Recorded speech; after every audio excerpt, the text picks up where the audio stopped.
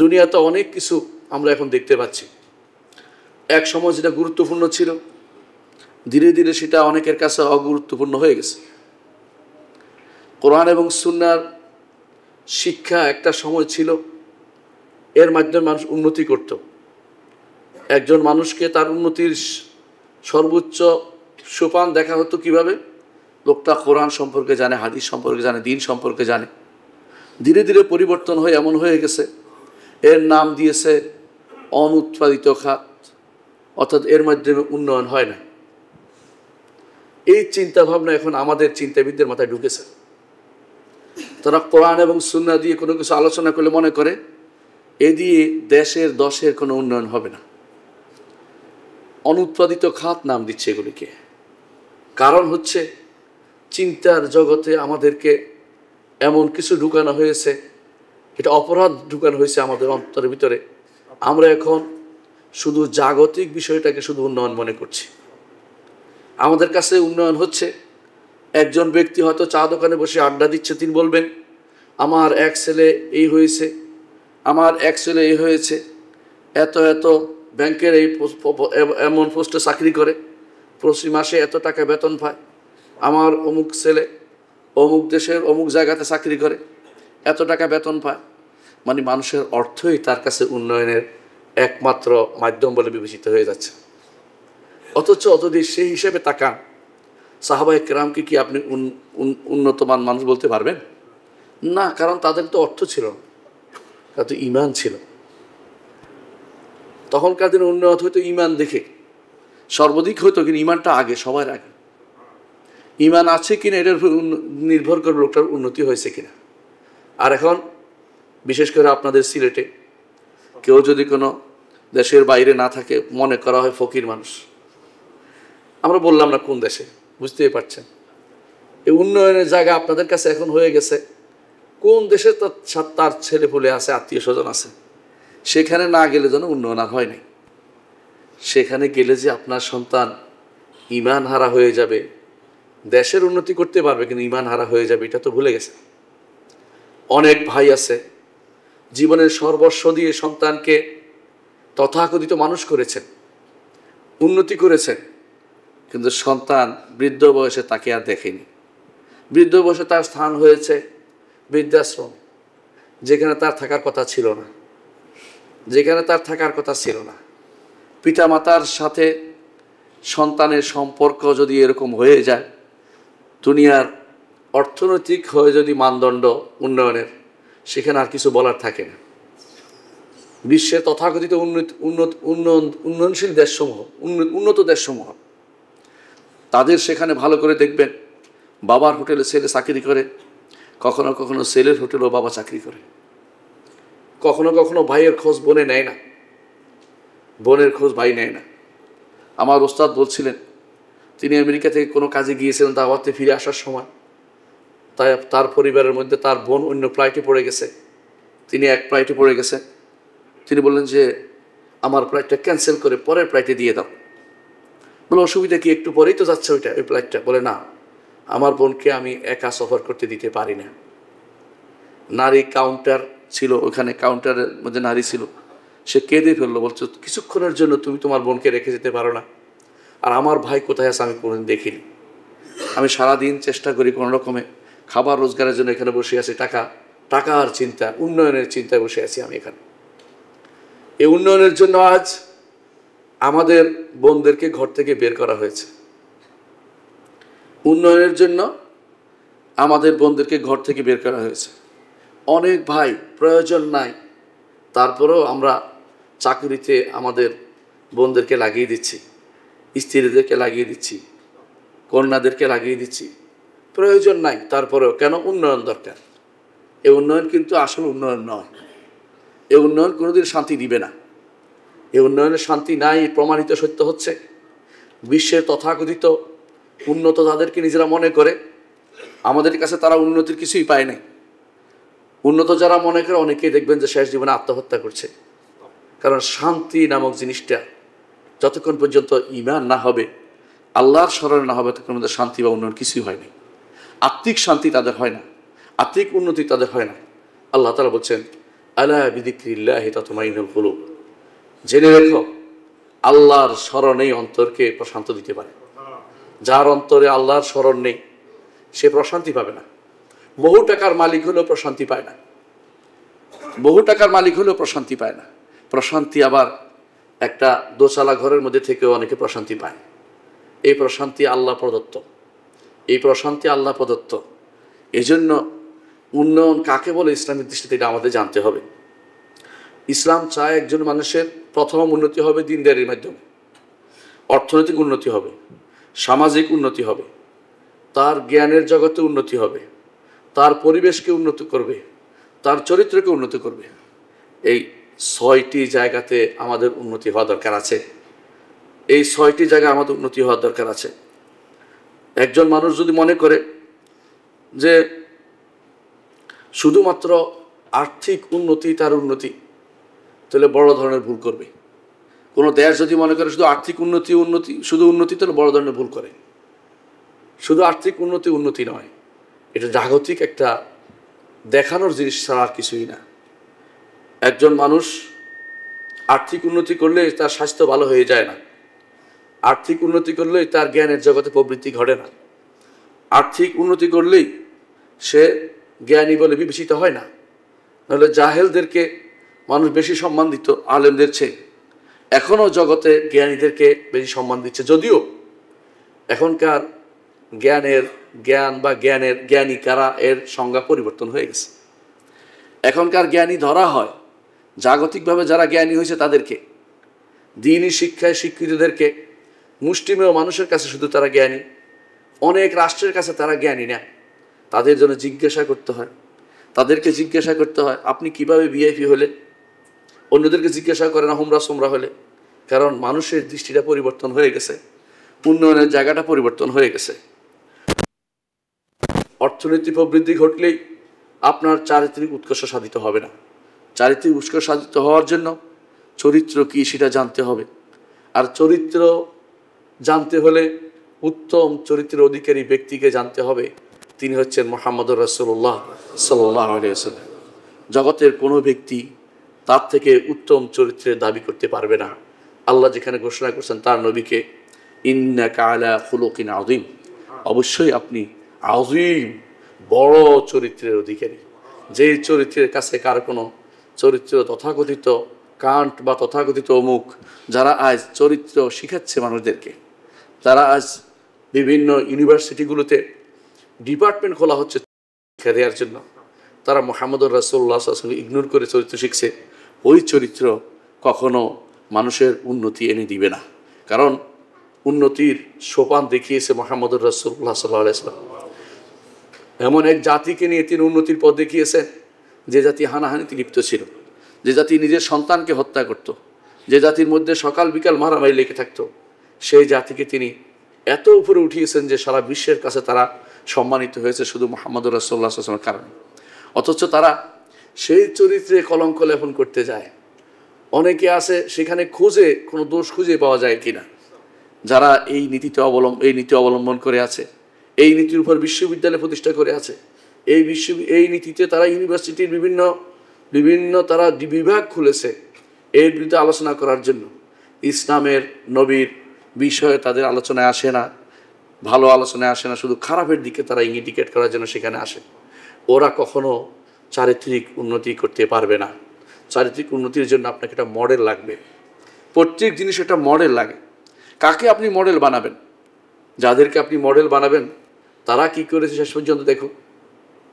অনেকে লিখেছে দুশ্চিন্তাহীন মানব জীবন, এরকম বই লিখেছে। শেষ জীবনে তিনি নিজে আত্মহত্যা করে মরে গেছে। তো তিনি দুশ্চিন্তার কোথায়? তার দুশ্চিন্তা তিনি নিজে মরে গেলেন। দুশ্চিন্তাহীন মানব জীবন হচ্ছে মুহাম্মদুর রাসূলুল্লাহ সাল্লাল্লাহু আলাইহি ওয়াসাল্লামের শিক্ষার মধ্যে। তিনি শিখিয়েছেন বলতে একজন ইমানদার বলবে আল্লাহুম্মা ইন্নী আউযু বিকা মিনাল হাম্মি ওয়াল হাযান, আউযু বিকা মিনাল আজজি ওয়াল কাসাল, আউযু বিকা মিনাল জুবনি ওয়াল বুখল। রাসূলুল্লাহ সাল্লাল্লাহু আলাইহি ওয়াসাল্লাম এইভাবে 110টি জিনিস থেকে আশ্রয় চেয়েছেন আল্লাহর কাছে, যেগুলি সবগুলি হচ্ছে উন্নত চরিত্রের বিরোধী। এগুলি থেকে তিনি আশ্রয় চেয়েছেন। ইস্তেআযা যে একসাথ করেছি একদিন পড়ে আমি 110টা গুনতে পারছি, আরও বেশি আছে হয়তো। আমি শুধু হাদিস থেকে গুনেছি 110টা রসুল আল্লাহ মিনী আউযুবিকা কেজা ও কেজা, আল্লাহ আপনার কাছে আশ্রয় চাই এইটা থেকে এইটা থেকে এইটা থেকে। আমি দেখি 110টা, সবগুলি আমি দেখলাম যে এগুলি মানব জীবনের জন্য ক্ষতিকারক। আপনার উন্নত চরিত্র যদি শিখতে হয় তাহলে এখানে আসতে হবে। উন্নতি করতে হলে চারিত্রিক উন্নতি অবশ্যই লাগবে। চারিত্রিক উন্নতি না হলে কি হবে জানেন? আধা ঘন্টার জন্য বিদ্যুৎ যায়, তাহলে দেখবেন যে সারা শহর লুট হয়ে গেছে। কেন লুট হইল? সারা শহর নয়, শুধু অনেক নারী তাদের অস্তিত্ব হারাবে চারিত্রিক উন্নতি না থাকার কারণে। চারিত্রিক উন্নতি থাকলে একটা মানুষ নিজে এসে বলতে হবে আমি গুনাহ করেছি, হে নবী আমি গুনাহ করেছি, আমাকে পবিত্র করুন। এটা চারিত্রিক উন্নতির প্রমাণ। দুনিয়ার কোনো তথাকথিত যারা নিজেকে সভ্য দাবি করে, উন্নত বিশ্ব দাবি করে, তাদের কাছে আপনি সেটা পাবেন না। তাদের কাছে এটা কিছুই নেই। এই উন্নতি, তাদের উন্নতি আসলে অবনতির কারণ। ইসলামিক উন্নতিটা আমাদেরকে জানতে হবে কিসের মাধ্যমে একটা মানুষ উন্নতি লাভ করে। উন্নতি হবে পরিবেশের মাধ্যমে। যেই পরিবেশ মুহাম্মদুর রাসূলুল্লাহ সাল্লাল্লাহু আলাইহি ওয়াসাল্লাম দেখিয়েছেন, সেই পরিবেশে আপনি দেখেন। রাসূলুল্লাহ সাল্লাল্লাহু আলাইহি ওয়াসাল্লাম একটা হাদিস বলবো, শুনে রাখেন। তিনি বলেছেন, তোমরা তোমাদের ঘরের আঙ্গিনাকে পরিচ্ছন্ন রাখো। ইহুদিরা ঘরের আঙ্গিনা পরিচ্ছন্ন রাখে না। দেখিয়ে দিয়েছেন পরিবেশ কাকে বলে, পরিবেশ কিভাবে ঠিক রাখতে হবে। কোরআনে কারীমে আল্লাহ তাআলা বলেছেন, যহরাল ফাসাদু ফিল বাররি ওয়াল বাহরি বিমা কাসাবাত আইদিন নাস। মানুষের হাতের কামাই করার কারণে বাররি ওয়াল বাহর, সমুদ্র এবং ডাঙ্গায় ফাসাদ ফিতনা তৈরি হয়ে গেছে। অর্থাৎ পরিবেশ দূষণ যেটা হচ্ছে উন্নত বিশ্বের কারণে হচ্ছে। আপনার এখানে পরিবেশ দূষণ ছিল না। তথাকথিত শিল্প বিপ্লব, শিল্প এনেছে। এই শিল্পের বর্জ্য কোথায় যায়? এই শিল্প বর্জ্য থেকে আপনার শরীর ক্ষতিগ্রস্ত হচ্ছে। এই শিল্প বর্জ্যের কারণে নদীগুলো শেষ হয়ে গেছে।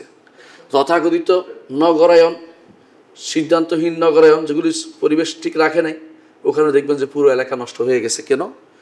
আগে এখানে পানির নালা ছিল, এর মাধ্যমে একটা পরিবেশ রক্ষা হতো, সেটা এখন আর নাই। এগুলো তো ইসলাম কোনোদিন বলে নাই আমাদের হাতের কামাই করার কারণে সেটা হয়েছে। ইসলামের নীতিতে যদি আসতে পারি, পরিবেশ উন্নয়ন আমাদের হবেই, কোনো সন্দেহ নেই। কিভাবে সেটা হবে? শুধু অর্থনৈতিক উন্নতি হলেই যে আমাদের সামাজিক ভারসাম্য রক্ষা হবে, ইনসাফ কায়েম হবে, তা কিন্তু না। অনেক দেশে আছে অর্থনৈতিক উন্নতি আছে, কিন্তু মানুষের মধ্যে ইনসাফ বলে কোনো কিছু নেই। বরং অনেক সময় দেখা যায় দুর্বলকে রক্ষা করতে গিয়ে এমন সব আইন করেছে যা মানুষের জন্য বিপদের কারণ হয়ে গেছে। আমার বন্ধুরা যারা বিভিন্ন তথাকথিত দেশে গেছে, উন্নত দেশ বলে তারা, সেখান থেকে এসে বলেছে সে আইনগুলো শুধুমাত্র নারীদের জন্য করা হয়েছে। নারীরা অভিযোগ দিলে সবচেয়ে বেশি শোনা হয়, পুরুষের অভিযোগের কোনো জায়গা নেই। নারীরা অভিযোগ দিলে তাদের সম্পত্তির অর্ধেক তাদেরকে দিয়ে দিতে হয়। দুর্ভাগ্যবশত আমাদের দেশেও কেউ কেউ সেটা প্রচলন করার চেষ্টা চালিয়ে যাচ্ছে। এটাকে তারা উন্নতি মনে করছে, এটা যে অবনতি সেটা বুঝে না। কারণ এটা অবনতি কেন? একটা সময় আসবে ছেলেরা আর বিয়ে করতে চাইবে না, আর বিয়ে না করলে কি হবে? ঘর দৌড়, রাস্তাঘাট সব ভরে যাবে অবৈধ সন্তানে। ওরা সেরকম চাচ্ছে। এই উন্নতি না, এটা অবনতি। এটা অবনতি, কোনো সন্দেহ নেই। একটা সন্তান তার মায়ের দরদ পাবে না, একটা সন্তান তার বাবার পক্ষ থেকে কোনো রকমের পিতৃত্বের সেই সুযোগটুকু পাবে না। এই সন্তান বড় হবে রাস্তাঘাটে, এরপরে আবার হয়তো সে ঘুরে ফিরে আসে, সন্তানটা কেউ বিয়ে করবে। এই জাতীয় হাইওয়ানজনিত কর্মকাণ্ডকে তারা উন্নতি মনে করেছে, এবং সেটাই তারা উন্নতি করার জন্য, তথাকথিত নারী উন্নয়ন প্রতিষ্ঠা করার জন্য চেষ্টা করে যাচ্ছে। এর মাধ্যমে কোনোদিন উন্নতি হয় না। এগুলি সবই হচ্ছে মানুষের বিভ্রান্ত চিন্তার ফসল। উন্নতি করতে হলে আপনাকে অবশ্যই কোরআন এবং সুন্নাহ যেটাকে উন্নতি বলা হয়েছে তার মধ্যে আপনাকে ফিরে যেতে হবে। আমি কয়েকটি উদাহরণ দিচ্ছি। ইসলামের বলতে চাচ্ছি এটাই, ইসলামের দৃষ্টি হচ্ছে আধুনিক বর্তমান যে যারা বিভিন্ন যে মানবরচিত বিভিন্ন বিধিবিধান, এর বিপরীত। মানবরচিত বিধিবিধানে অনেক কিছু ইসলামের সাথে সাংঘর্ষিক, একরকম হয় না। কয়েকটি উদাহরণ দিতে পারবো। ইসলাম মানুষকে জনসম্পদ মনে করে, আর মানবরচিত নীতি মানুষ হচ্ছে জনসংখ্যা বিস্ফোরণ, এবং সেটা কমানোর চেষ্টা করে। ইসলাম বলে না, মানুষ হচ্ছে জনসম্পদ, এর মাধ্যমে বাড়ে, এর মাধ্যমে উপকার হয়। যে উপকারে কে বুঝতে পারে? আমি আমার এলাকার এক ব্যক্তি নিয়ে সবসময় বলি যে তিনি বাজারে ভিক্ষা করতেন। আল্লাহ তাআলা তাকে 6 সন্তান দিয়েছে। শেষ পর্যন্ত তিনি 6 তালার উপরে বসে হাওয়া খেতেন। কেন? প্রথম সন্তান কর্মকাণ্ড করে খেত, মানুষের কাজ করত। দ্বিতীয় সন্তান ট্রাক চালাতো। তৃতীয় সন্তান সে এমন এক ভালো কাজ শুরু করে দিল, সবাই তার থেকে তার শিল্পের প্রশংসা করলো। ধীরে ধীরে সে কোটিপতি হয়ে গেল। তা আমরা বললাম, সন্তান যদি 3 নম্বরটা না থাকতো তাহলে কি হতো? এই লোক উপরে উঠতে পারতো না। সুতরাং কোন সন্তান আপনার কাজে লাগবে আপনি বলতে পারেন না। মাওলানা আব্দুর রহিম রহমতুল্লাহ আলাইহি পিতামাতার 4র্থ সন্তান ছিলেন, অর্থাৎ তার মাধ্যমে আমাদের বাংলাদেশে যে এলমের জ্ঞানের যে প্রসার হয়েছে তার আগে 3 ভাইয়ের মাধ্যমে তা হয়নি। সুতরাং যারা মনে করে জনসংখ্যা একটা সমস্যা, এটা হচ্ছে তথাকথিত লিবারালদের কাজ। এটা ইসলামের দৃষ্টিতে এটা উন্নয়নের কোনো মাধ্যম নয়। জনসংখ্যা কমানো উন্নয়নের জিনিস না। উন্নয়ন যদি করতে হয় জনসংখ্যা বাড়াতে হবে। মুহাম্মদুর রাসূলুল্লাহ সাল্লাল্লাহু আলাইহি ওয়াসাল্লাম আমাদেরকে বলেছেন, তাযাওয়াজুল ওয়ালুদ আল ওয়াদুদ ফাইন্নী মুকাথিরুম বিকুমুল উমাম। তোমরা বিয়ে করো ওয়ালুদ, যে সমস্ত নারীরা সন্তান দিতে পারে তাদেরকে, ওয়াদুদ ওই সমস্ত নারীদেরকে বিয়ে করো যারা স্বামীকে ভালোবাসে। কারণ আমি তোমাদের নিয়ে হাসরের দিন গর্ব করতে পারবো, আমার এত এত এত এত আমার উম্মত আছে। আর আপনারা জনসংখ্যা নিয়ন্ত্রণ করছেন, জনসংখ্যাকে ভয়ের আকারে দেখছেন। কেউ কেউ বলছে 2টি সন্তানই যথেষ্ট, কেউ হলে 1টি হলে আর নয়। দুনিয়ার আজে বাজে কথা আপনি বলছেন। অথচ এখন তারা বুঝতে পারছে, পাশ্চাত্যে যেখান থেকে এগুলি এসেছে, তারা এখন বুঝতে পারছে যে এটা বিরাট ভুল হয়ে গেছে। এলাকার পর এলাকা এখন জনশূন্য হয়ে গেছে। আপনার দেশ থেকে লোক নিয়ে সেখানে এখন তাদেরকে সেখানে প্রোভাইড করতে হচ্ছে। এমনও হচ্ছে তারা এখন যে টাকা দিয়ে যারা সন্তান হয় তাদের টাকা দিচ্ছে যেন সন্তান যেন প্রতিপালন করে। সন্তান হলে টাকা দেওয়া হয় প্রতিপালনের জন্য। আমার এক বন্ধু অস্ট্রিয়া ছিলেন, আপনারাও চিনেন তাকে। তিনি ওখানে ছিলেন, সেখানে তার সন্তানরা এত ভাতা পেত সন্তানের পক্ষ থেকে, আর কোনো কিছু করা লাগতো না তার। অথচ আমাদের দেশে তারা এমন বুদ্ধি করেছে যেন সন্তান না হয় বুদ্ধি করেছে। তথাকথিত ব্রাকের এবং ওই জাতীয় যতগুলি বিদেশি সংস্থা আছে তারা আমাদের দেশের সন্তান কিভাবে না হবে সেই ব্যবস্থা করে ফেলেছে অতমধ্যে। আপনি জানেননি, আপনাকে আমাকে অন্ধকারে রেখে এমন সব ঔষধ এবং সব ব্যবস্থাপনা আমাদের মায়েদের জন্য প্রয়োগ করেছে, যার কারণে মায়েদের বন্ধ্যাকরণ হয়ে গেছে। এমন সব বিভিন্ন রকমের টিকা আবিষ্কার করেছে যে টিকাগুলোর কারণে ভবিষ্যতে সন্তান নাও হতে পারে। এই জন্য অনেকেই আছে ক্যান্সারের টিকা নাম দিয়ে বিভিন্ন রকমের জিনিস দিতে পারে আপনাদেরকে। আপনারা বুঝে নেবেন ভবিষ্যতে আসলে কি এটার কার্যকারিতা আছে কিনা, কোন দেশে সেটা হয় এটাও জেনে নেওয়া দরকার আছে। কারণ শুধুমাত্র আমাদের দেশে এটা প্রচলন করে আমাদেরকে গিনিফিগ বানানো হচ্ছে। গিনিফিগ বুঝেন আপনারা, সেটা হচ্ছে কখনো কোনো ফিগের উপর দিয়ে চালায়, এরপর মানুষের উপর দিয়ে চালায়। আমাদেরকে সেরকম চালু করে পরীক্ষা করে দেখে বাঙালি মরে নাই, অসুবিধা কি, অন্য কোনো মানুষ মরবে না। এ হচ্ছে অবস্থা। আমাদের দেশ জনসংখ্যাকে তারা বিস্ফোরণ, জনসংখ্যা তারা সমস্যা ইত্যাদি বলে। প্রথম সমস্যা উন্নয়নের পথে বাধা হচ্ছে জনসংখ্যা, এটা মিথ্যা কথা। উন্নয়নের পথে বাধা এটা মিথ্যা কথা। আপনার সন্তান বেশি হলে একজন এক একটা কাজ করে বসে থাকবে না, কোনো না কোনোভাবে দেখবেন একজন মানুষ কর্ম করে খাচ্ছে। আজ কাজ করার জন্য দূরে যেতে হয় না, একজন মানুষ ঘরে বসেই টাকা রোজগার করতে পারে। বিভিন্ন বই অনুবাদ করছে, বিভিন্নভাবে তারা টাকা রোজগার করছে। আপনি দেখেনও না কীভাবে টাকা আসছে। রোজগারের এই সুযোগ আপনার সন্তান নিতে পারে, যারা এই দেশের মানুষ আছে তারা সেটা গ্রহণ করতে পারে। এই দেশে এটা কাজে লাগবে, এটা অবশ্যই দরকার। সুতরাং কেউ যদি মনে করে যে জনসংখ্যা বিস্ফোরণ এটা একটা উন্নয়নের পথে বাধা, তাহলে ইসলামের সাথে তার এক চিন্তা অবশ্যই সাংঘর্ষিক, কোনো সন্দেহ নেই। ইসলাম বলে জনসংখ্যা হচ্ছে আল্লাহর পক্ষ থেকে নেয়ামত, আল্লাহর পক্ষ থেকে নেয়ামত। রাসূলুল্লাহ সাল্লাল্লাহু আলাইহি ওয়াসাল্লাম এই নেয়ামতের কদর করতে বলেছেন, এই নেয়ামতকে কদর করতে বলেছেন। সুতরাং অবশ্যই মনে রাখতে হবে, নতুন সন্তান আসা অর্থ হচ্ছে আল্লাহর পক্ষ থেকে আপনার জন্য নতুন রহমত নাজির হওয়া।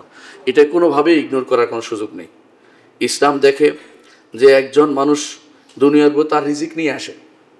এমনকি আল্লাহ তাআলা কোরআনে কারীম বলেছেন যে ওয়ালা তাকতুলু আওলাদাকুম খাশিয়াতা ইমলাক নাহনু নারযুকুকুম ওয়া ইয়্যাহুম নারযুকুহুম ওয়া ইয়্যাকুম। তোমরা অভাবের ভয়ে, অর্থাৎ আর্থিক উন্নতি করতে পারবে না ভয়ে সন্তান হত্যা করো না। নারযুকুহুম, তাদের রিজিক আমরা আগে দিই, ওয়া ইয়্যাকুম, তারপর তোমাদের রিজিক দিই। সূরা বনী ইসরাঈল আল্লাহ তাআলা সেটা বলেছেন।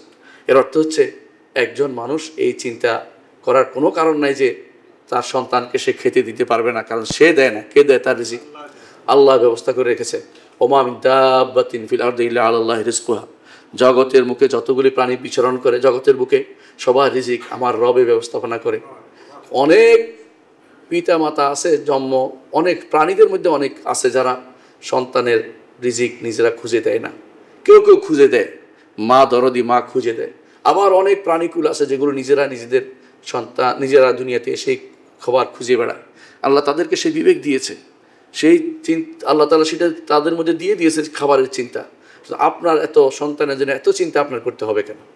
আল্লাহ তাআলা আপনাকে দায়িত্ব দিয়েছেন, পালন করুন, নির্দিষ্ট সময় পর্যন্ত তাদেরকে দেখাশোনা করুন, তারপর তাদেরকে দুনিয়ার বুকে তাদের কর্মকাণ্ড করতে ছেড়ে দিন, কারণ কাজ করতে হবে। আল্লাহ তাআলা এটাও বলেছেন, ও আল্লাইসা লিল ইনসানি ইল্লা মা সাআ ওয়া আন্না সা'য়াহু সাওফা ইউরা সুম্মা ইউজজাহুল জাযাআল আওফা। একজন মানুষ প্রচেষ্টা করলে আল্লাহ দিবেন এবং তার প্রচেষ্টার ফল অবশ্যই দেখতে পাবে।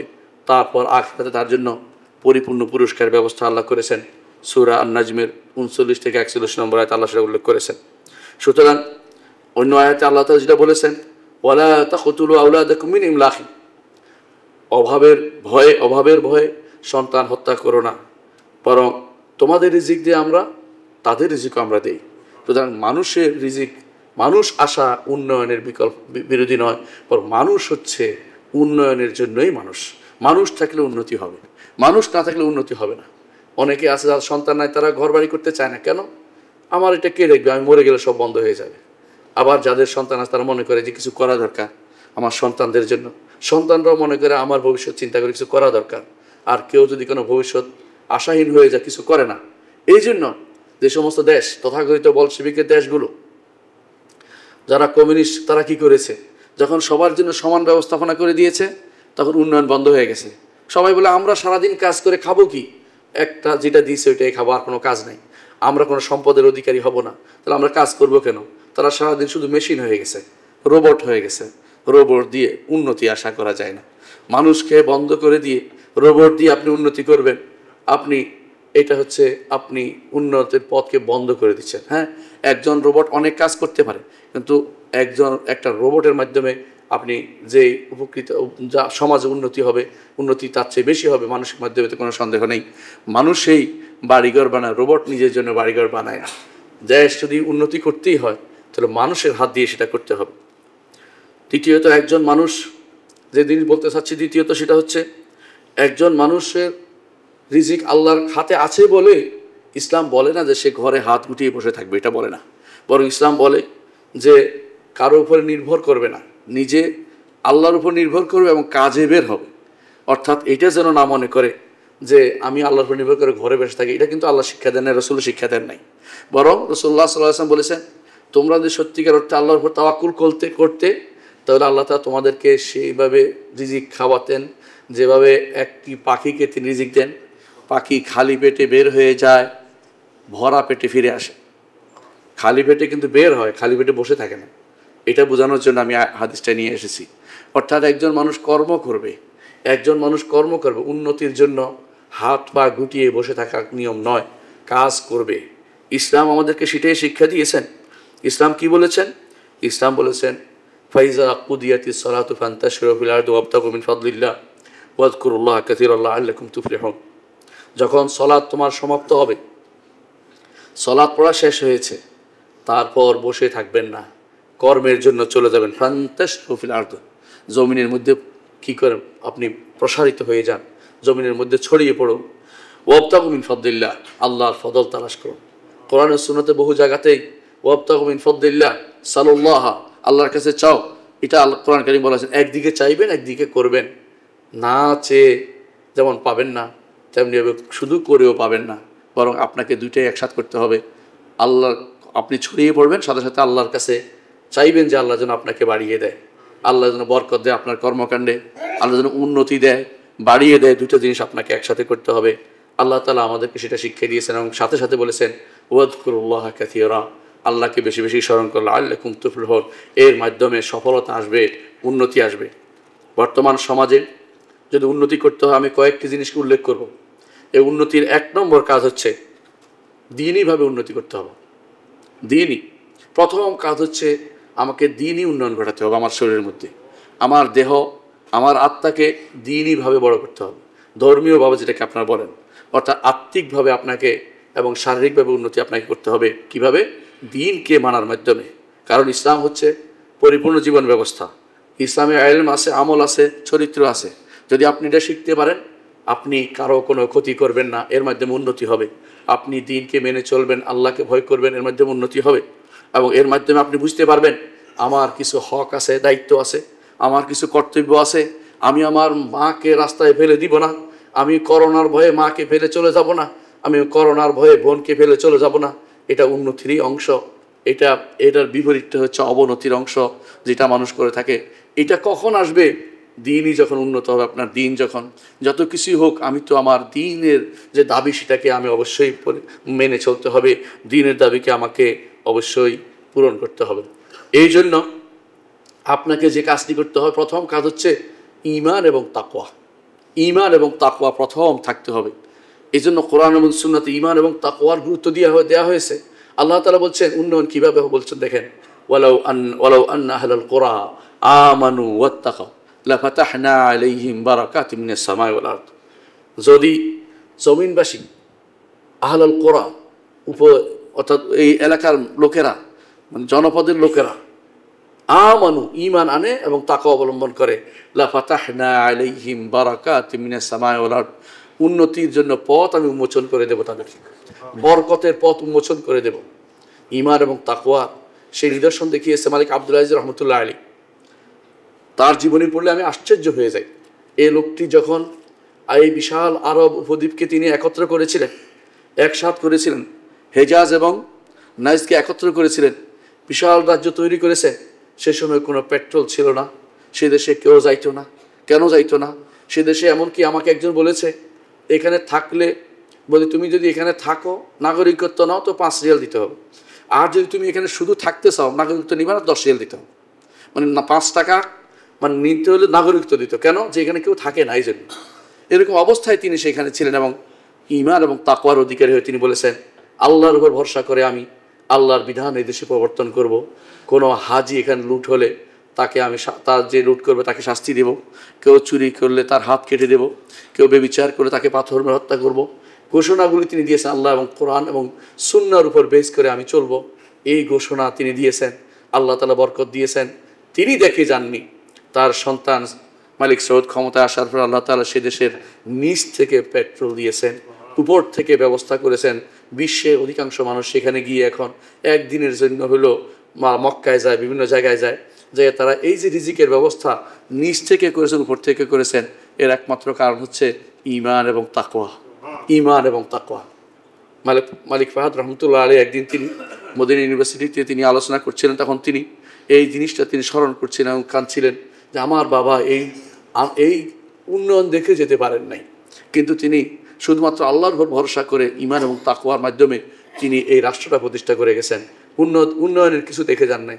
আল্লাহ তাআলা এটার উপর আমাদের থাকার কারণে, ঈমান এবং তাকওয়ার উপর থাকার কারণে, আল্লাহর দ্বীনকে প্রতিষ্ঠা করার কারণে, তাওহীদের উপর থাকার কারণে আল্লাহ তাআলা আমাদেরকে এই উন্নতির চরম শিখরে উঠিয়ে দিয়েছেন। এবং সারা বিশ্বের মানুষ এখনও টাকা পয়সার দরকার হলে আরব রাষ্ট্রগুলি বেশিরভাগই তাদের কাছে যায়। আপনারা দেখতে পেয়েছেন, তাদের কাছে গেলে তারা দেয়, কাউকে তারা হেয় করে না। আমাদের দেশে অনেকেই জানেন, এদেশে অনেক মসজিদ তৈরি হয়েছে, অনেক রকমের কথাই আছে, কিন্তু মূল টাকাটা কিন্তু আসলেই বিদেশ থেকে আসছিল। এটাকে বলে ফায়লু খায়র, কল্যাণকামী একজন ব্যক্তি দিয়েছেন। তার মৃত্যুর আগ পর্যন্ত কেউ জানতে পারেনি এই কল্যাণকামী ব্যক্তিটিকে। মৃত্যুর পরে জানতে পেরেছে মালিক আব্দুল্লাহ তাদেরকে এই সহায়তা করেছে। আপনারা দেখতে পেয়েছেন কিভাবে তারা আল্লাহ তাআলা তাদেরকে দিয়েছেন, তারাও সেভাবে মানুষকে দিয়ে যাচ্ছে, এখনও দিয়ে যাচ্ছে। কোনো কোনো দেশ পরিচালনার কোনো অর্থ নাই, এসে বলেছে ঠিকই এখনও দিয়ে যাচ্ছে। এর অর্থ হচ্ছে আপনি যদি কোনো ঈমান এবং তাকওয়ার উপর পথ থাকতে পারেন, আপনার উন্নতি আল্লাহর ব্যবস্থা করে দিবেন। কিন্তু ঈমান এবং তাকওয়ার উপর থাকাটা আমাদের জন্য খুবই জরুরি। এই জন্য ঈমান এবং তাকওয়া গুরুত্ব সবার আগে। যদি ইসলামের দৃষ্টিতে উন্নয়ন করতে হয়, ঈমান এবং তাকওয়া আপনার থাকতে হবে। দ্বিতীয়ত ইস্তেগফার, বেশি বেশি করে ক্ষমা প্রার্থনা করতে হবে। কোরআনে কারীমে আল্লাহ তাআলা বলছেন, ফাকুলতু আস্তাগফিরু রাব্বাকুম ইন্নাহু কানা গাফফারা ইউরসিলিস সামা আলাইকুম মিদরারা ওয়া ইউমদিদকুম বিআমওয়ালিন ওয়া বানিনা ওয়া ইয়াজআল লাকুম জান্নাতিন ওয়া ইয়াজআল লাকুম আনহারা মা লাকুম লা তারজুনা লিল্লাহি ওয়াকারা ওয়া ক্বাদ খালাকাকুম আতওয়ারা। সূরা নূহের মধ্যে আল্লাহ তাআলা বলছেন, নূহ বলেছিলেন, ফাকুলতু আস্তাগফিরু রাব্বাকুম, তোমাদের রবের কাছে ক্ষমা প্রার্থনা করো, ইন্নাহু কানা গফফারা, তিনি তো ক্ষমাশীল। ইউরসিলিস সামা আলাইকুম মিদরারা, আকাশ থেকে বৃষ্টি বর্ষণ করবে মুষলধারে, তা তোমাদের উপকার করবে। ওয়া ইউমদিদকুম বিআমওয়ালিন ওয়া বানিনা, তোমাদেরকে সম্পদ দিবেন, সন্তান দিবেন, সম্পদও দিবেন, সম্পদ দিবেন। ওয়া ইয়াজআল লাকুম জান্নাতিন, বাগানের ব্যবস্থা করবেন, আনহার, নাহরের ব্যবস্থা করবেন। এগুলি সবই হচ্ছে উন্নয়ন। আপনারা ভালো করে জানেন বর্তমানে উন্নয়নের জন্য বলা হয় যে এখানে নদী ছিল, নদীর ব্যবস্থা করা হোক, এখানে খাল কাটা হোক যাতে করে উন্নয়ন করতে পারে। অনেক জায়গাতে শুষ্ক জায়গাতে পানি নেয় দেখে যেখানে পানি আছে সেখান থেকে নতুন করে খাল কেটে ব্যবস্থা করা যাতে করে এই এলাকায় পানি ব্যবস্থা করতে পারে, এখানে ফসল যেন হতে পারে।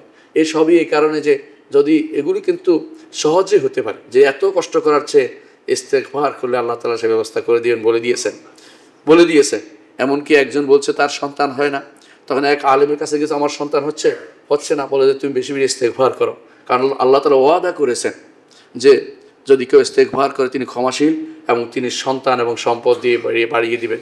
এই জন্য আল্লাহর কথাকে অবশ্যই বিশ্বাস করে কেউ যে আমল করে, ইনশাআল্লাহ আল্লাহ তাআলা তার অভাব পূরণ করে দিবেন যদি তার এই অবস্থা, অথবা আল্লাহ তাআলা আখিরাতে দিবেন। কিন্তু ইস্তেগফার আমাদের জন্য আত্মিক উন্নয়নের জন্য, দ্বীনি উন্নয়নের জন্য খুব গুরুত্বপূর্ণ একটি জিনিস। অর্থনৈতিক উন্নয়নের বিষয়টা আমাদের দরকার জানা। এখন অন্ত বলেন যে আমরা তো আত্মিক উন্নয়ন করলাম, আত্মার দিক দিয়ে উন্নয়ন করলাম, দ্বীনের দিক থেকে আমরা উন্নয়ন কথা শুনলাম, কিন্তু অর্থনৈতিক উন্নয়ন কীভাবে হবে? অর্থনৈতিক উন্নয়নের জন্য অর্থনীতি তো আল্লাহর পক্ষ থেকে নির্ধারিত হয়। আল্লাহ রিজিক বন্টন করছে। আল্লাহ বলছেন, নাহনু কাসামনা বাইনাহুম মাঈশাতাহুম ফিল হায়াতিদ দুনিয়া, তাদের মধ্যে রিজিকটা আমরা বন্টন করে দিয়েছি। আল্লাহ তাআলা বলছে, ফামাল্লাযিনা ফুদ্দিলু বিরাদ্দি রিজকিহিম, যাদেরকে রিজিক বেশি হয়েছে তারা কেন যাদের রিজিক কম তাদেরকে দিয়ে দেয় না? কোরআনে কারীম আল্লাহ তাআলা বলছেন, ইয়াসআলুনাকা মাযা ইউনফিকুন, তারা বলে কি খরচ করবে, কুলিল আফওয়া, অতিরিক্ত যা আছে খরচ করে দাও, হয় ফরজ আকারে নয় নফল আকারে। আল্লাহ তাআলা শিক্ষা দিয়েছেন, আমাদেরকে রাসূল শিক্ষা দিয়েছেন, আমাদের রাসূলুল্লাহ সাল্লাল্লাহু আলাইহি ওয়াসাল্লাম জীবন থেকে শিক্ষা দিয়েছেন কীভাবে উন্নতি করতে হয়। কিছুই নাই, রাসূলের যুগে পেট্রোল ছিল না, ওই দেশে তেমন কোনো খাবার ছিল না, শুধুমাত্র পানি এবং শুধুমাত্র খেজুর খেয়ে তারা জীবন নির্বাহ করতেন। পানিও মাটি থেকে তুলতে খুব কষ্ট হতো, সেখানে অনেকের পরিশ্রম করে পানি তুলতে হতো, বালতি দিয়ে পানি তুলতে হতো। সেরকম অবস্থা থেকে মুক্ত হয়েছে। কিন্তু মুহাম্মদ রাসূলুল্লাহ সাল্লাল্লাহু আলাইহি ওয়াসাল্লামের সমাজে আদালত ছিল, ইনসাফ ছিল, সুষম বন্টন ছিল। সুষম বন্টন জিনিসটা খুবই গুরুত্বপূর্ণ জিনিস।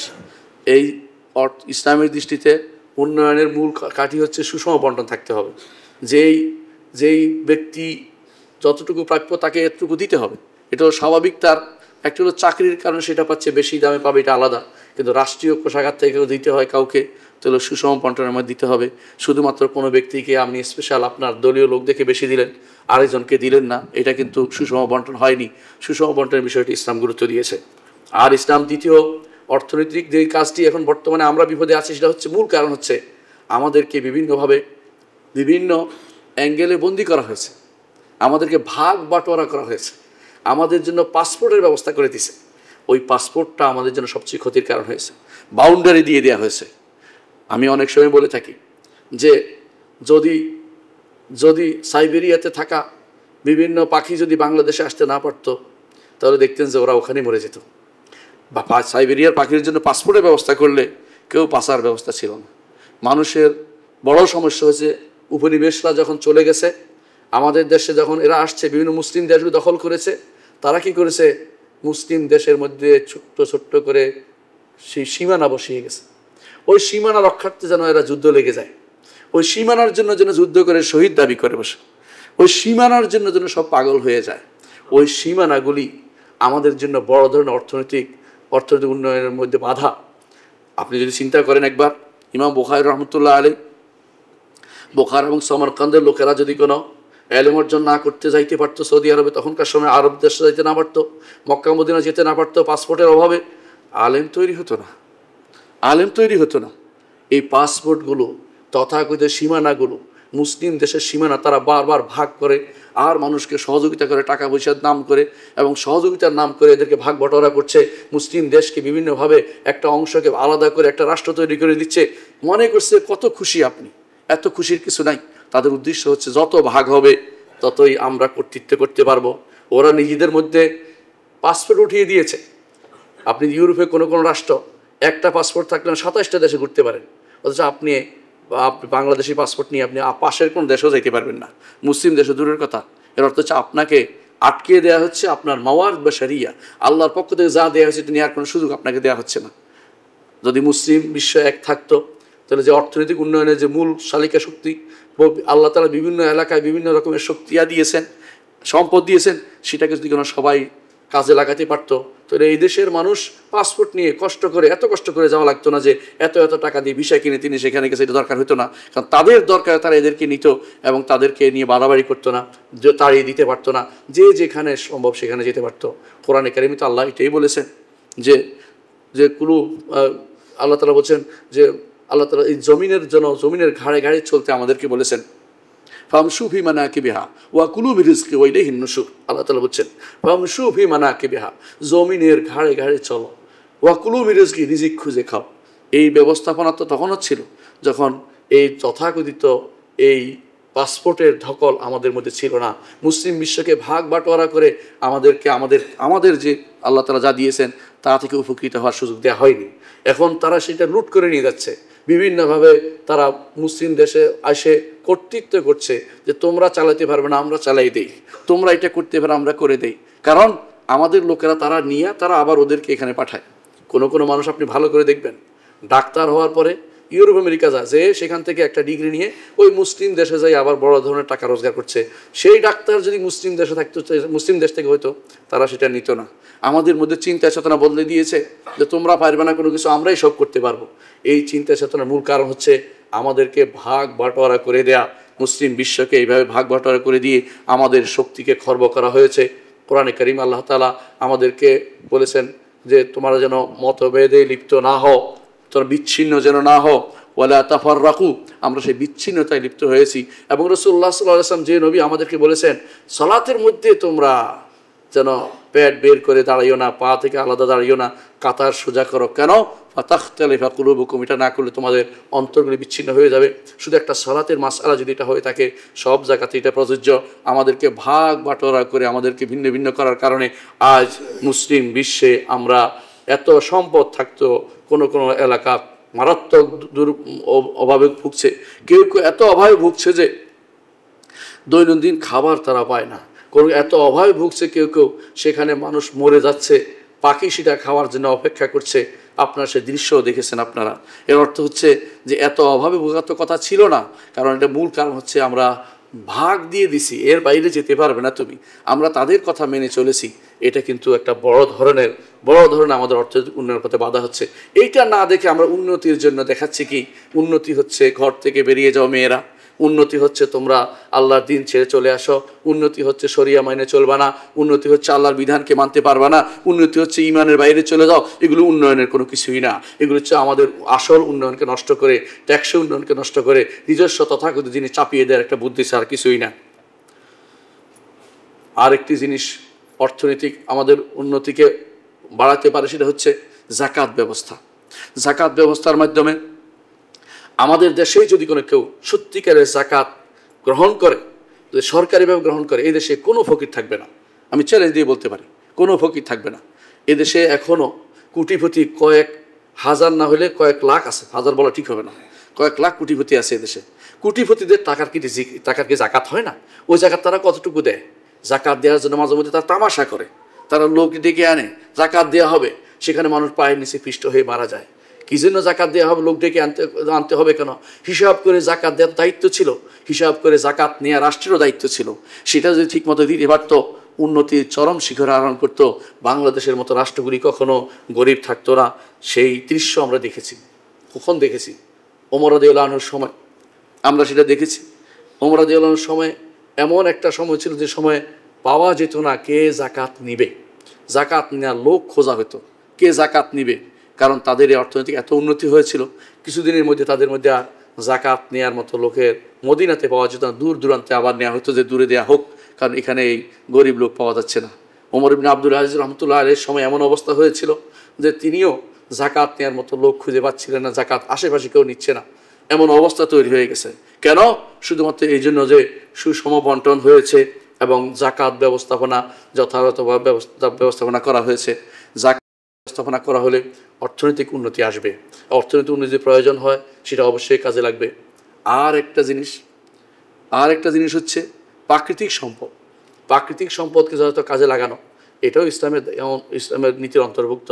এটাকে যদি কোনো আপনি কুক্ষিগত করেন, আর কিছু মানুষ চাকরির অন্তর্ভুক্ত করেন, কিছু মানুষ কি করবে, তারা ঘুষ খেয়ে নিচ থেকে বন্ধ করে দিয়ে চলে আসবে।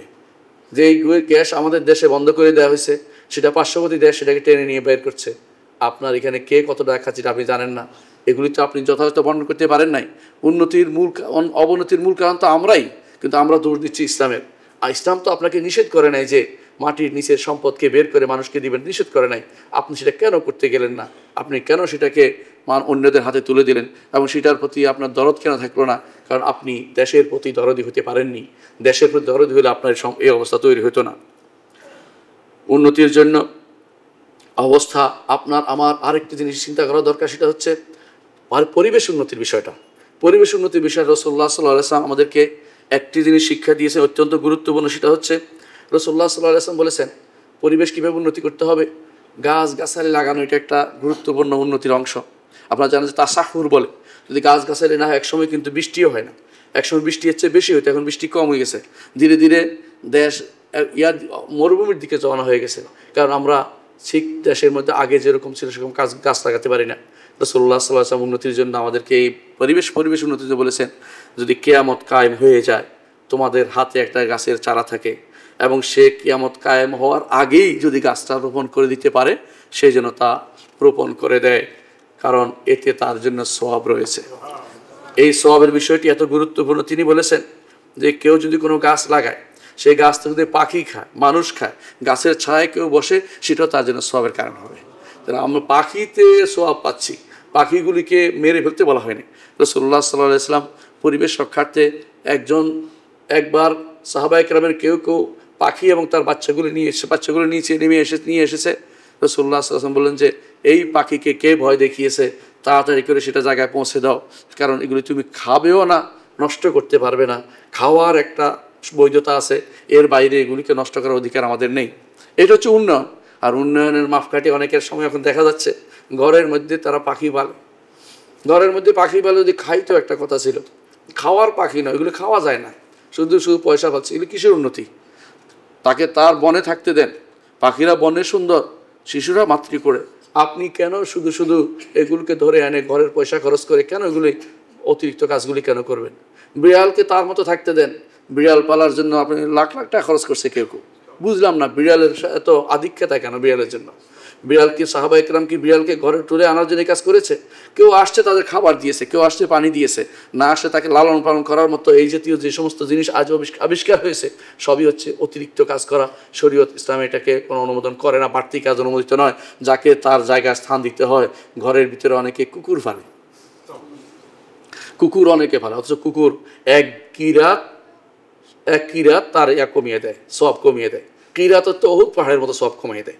আপনি এক দিন আর সওয়াব আপনার কত কমছে। আরও জিনিস কি, ফেরেশতা আপনার ঘরে প্রবেশ করেন, আর রহমতের ফেরেশতা। আপনি কুকুরগুলো নিয়ে বসবাস করেন, আপনার চরিত্র কুকুরের মতো হয়ে যাবে। হ্যাঁ, আপনি হয়তো বলেন যে কুকুরটা তো ভালো, আপনার কাছে ভালো। কুকুর কোনোদিন ভালো না। কুকুরের চরিত্র আপনার মধ্যে কেন আসবে? হ্যাঁ, কুকুর প্রভু ভক্ত, আপনি আল্লাহ ভক্ত হবেন। প্রভু ভক্ত জিনিসটা তো এটা দুনিয়ার জিনিসে দুনিয়ার প্রতিপত্তি। আপনি আল্লাহর জন্য নিজেকে নিবেদিত করবেন, আল্লাহর ইবাদত করবেন। কুকুর যদি পানি চায় পানি দিবেন, তাই বলে কুকুরকে নিয়ে বিছানার উপর বসায় রাখবেন? এটা কোন ধরনের নীতি আপনার মধ্যে আসছে? এটা ইসলাম কে শিক্ষা দিল? এগুলি আমাদের তথাগত উন্নতির চিহ্ন দেখানো হচ্ছে না, এটা উন্নতি নয়, অবনতি। আপনি সর্বদিক থেকে অবনতি করেছেন। এটাকে লালন পালন করার এইভাবে আধিক্যতা দেখানো শরীয়ত অনুমোদন করে না। এটা উন্নতির কোনো কিছুই নয়, এগুলি শুধুমাত্র অবনতি ছাড়া কিছুই নয়। অনেকে আছে যে এই জাতীয় জিনিসগুলো নিয়ে বাড়াবাড়ি করার খুব পছন্দ করে এবং এটাকে উন্নতি মনে করে। ঘরের ভিতরে কি পালতেছে? বড় ধরনের মাছ পালতেছে ঘরের ভিতরে, দেখার জন্য, খাওয়ার জন্য প্রতিদিনের পিছনে খরচ করছে। তার পাশের লোকটি হয়তো দেখা যাবে সেই ব্যক্তি তাকে যাকাতও ঠিকমতো দেয়নি, হয়তো না খেয়ে মরে যাচ্ছে।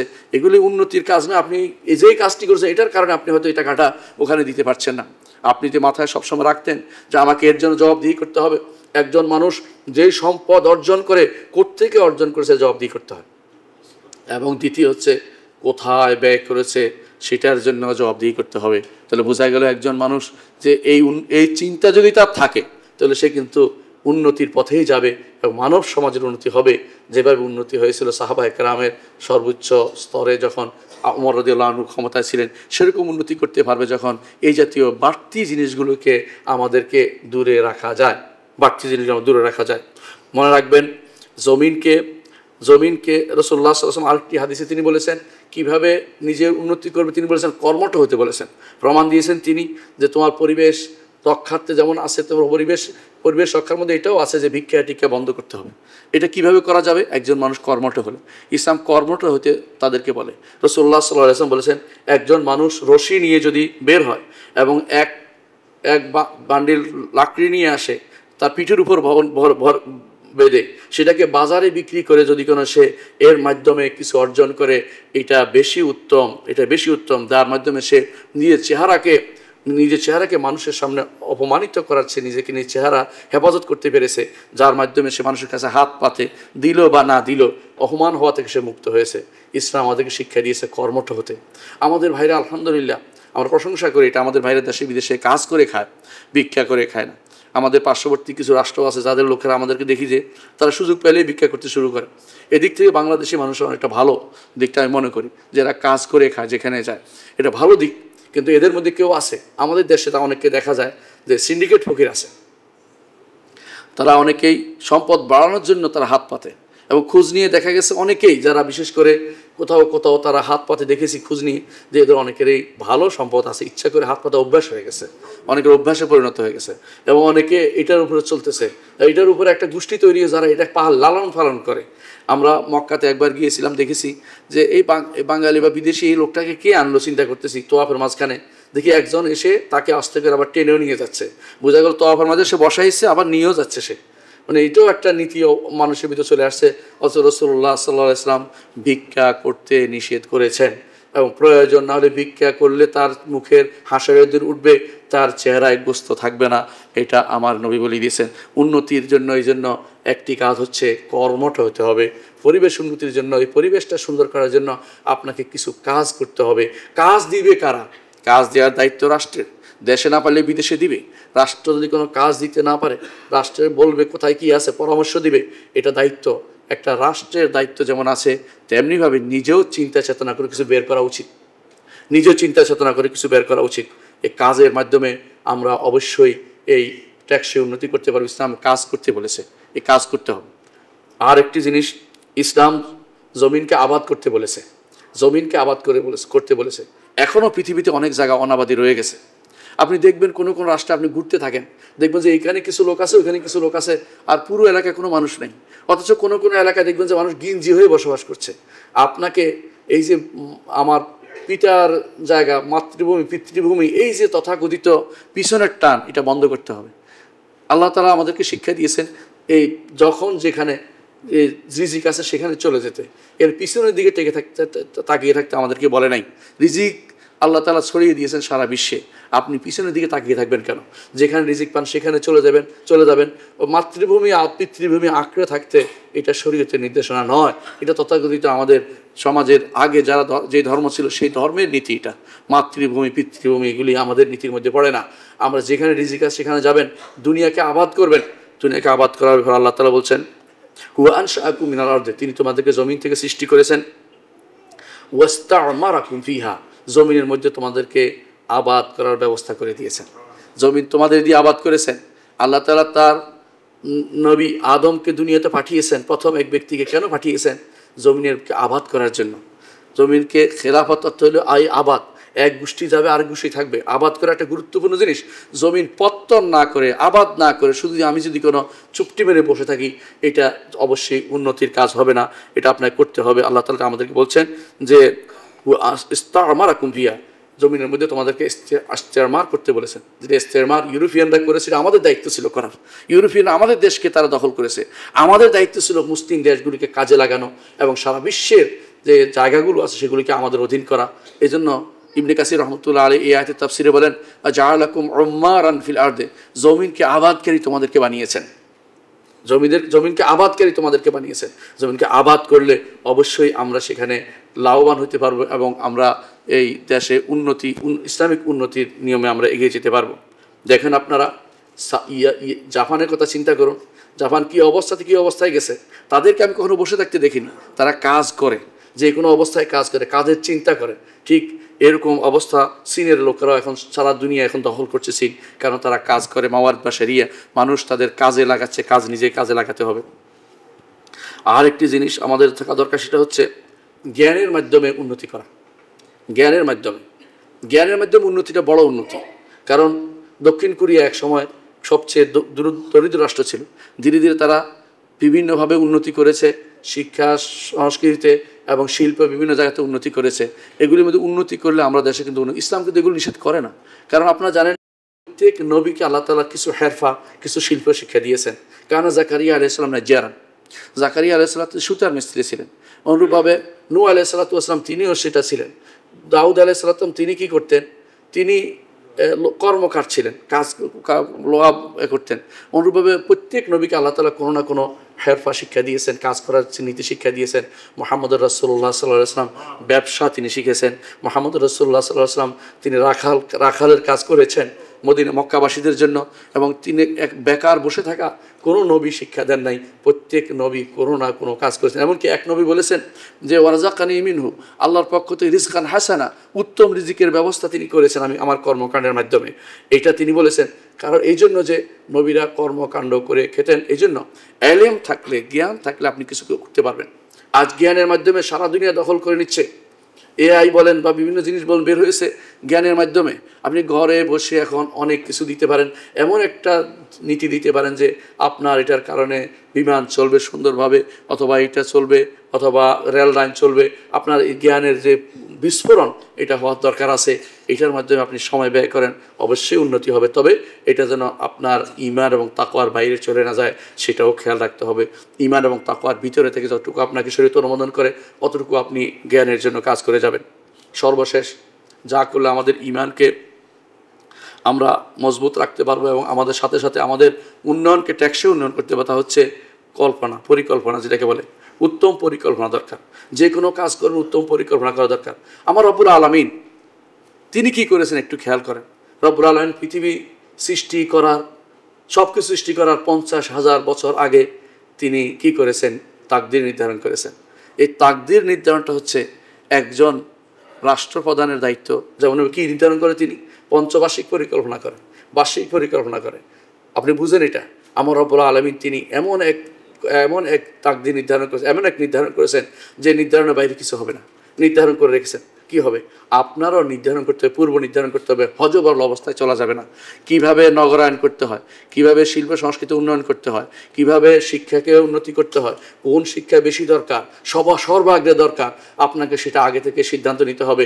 বাইরের কোনো দেশের কোনো থিওরিকে, বস্তা ফসা জিনিসকে আমার দেশে প্রচলন করার চিন্তা করবেন না। এটা করলে আমরা ক্ষতিগ্রস্ত হব। উন্নয়ন যেটা শরীয়ত যেটা অনুমোদন করে সেটা আমরা করব না। সবার আগে দ্বীনকে আমরা রাখবো, সবার আগে আল্লাহ শরীয়তকে রাখবো। তার মাধ্যমে শুধু উন্নয়ন হবে। এই উন্নয়ন হচ্ছে দুনিয়া এবং আখিরাত ব্যাপী। আর অন্য উন্নয়ন হচ্ছে এখানে রেখে চলে যেতে হবে। কোটি কোটি টাকার সম্পদ রেখে গেলে আখিরাতে কাজে না লাগলে আপনার কোনো কিছু হবে না। আর যদি উন্নয়ন হয়, টাকা পয়সাও থাকে, দ্বীন ও ঈমান থাকে, তাহলে রাসূলুল্লাহ সাল্লাল্লাহু আলাইহি ওয়াসাল্লাম হাদিসটি আপনার কাজে লাগবে। তিনি বলেছিলেন, নি'মাল মালুস সালিহ লিল আবদিস সালিহ, একজন ভালো মানুষের কত সুন্দর সম্পদ, কত কাজে, একজন ভালো মানুষের জন্য সম্পদ কতই না সুন্দর কাজে লাগে। অর্থাৎ যদি ভালো মানুষ তার সম্পদ কাজে লাগে।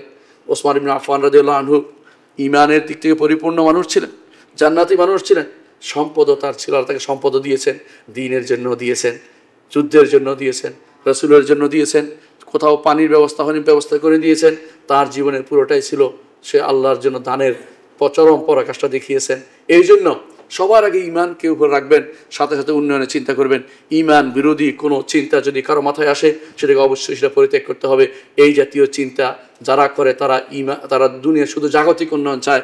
জাগতিক উন্নয়ন আসলে উন্নয়ন নয়, এটা শুধু মানুষের ধোঁকা ছাড়া কিছুই নয়। মানুষের ধোঁকা দিচ্ছে, আপনাকে নিজেও ধোঁকাগ্রস্ত হচ্ছে। হ্যাঁ, তারা মনে করছে যে তারা আল্লাহকে ধোঁকা দিচ্ছে, দ্বীনকে ধোঁকা দিচ্ছে না। আল্লাহ তাআলা কোরআনে কারীম বলেছেন যে তারা শুধুমাত্র নিজেকেই ক্ষতিগ্রস্ত করছে। ওমা ইয়াখদাউনা ইল্লা আনফুসাহুম ওমা ইয়াশউরুন, তারা মোটেই সেটা বুঝতে পারছে না। সম্মানিত মুসলিয়ানে কেরাম, বলছিলাম উন্নয়নের বিষয়, উন্নতির বিষয় আমাদের যে ধ্যান ধারণাটা বদলাতে হবে। আমাদের অনেকেই আছে অর্থনৈতিকভাবে অনেক বেশি সমৃদ্ধ, আমরা কিন্তু তাদের যেখানে অর্থনৈতিক যে সমস্ত প্রতিষ্ঠান সেগুলিতে ঈমান এবং দিন থেকে দূরে সরে আসে, দিনের কোনো ব্যবস্থা রাখেনি। যাদের বিভিন্ন গার্মেন্টস ফ্যাক্টরি আছে বা বিভিন্ন ফ্যাক্টরি আছে, তারা সেখানে অবশ্যই মসজিদের ব্যবস্থা করবেন। সেখানে যদি কোনো নারীদের সেখানে কর্ম থাকে, কর্মের ব্যবস্থা আলাদা করবেন।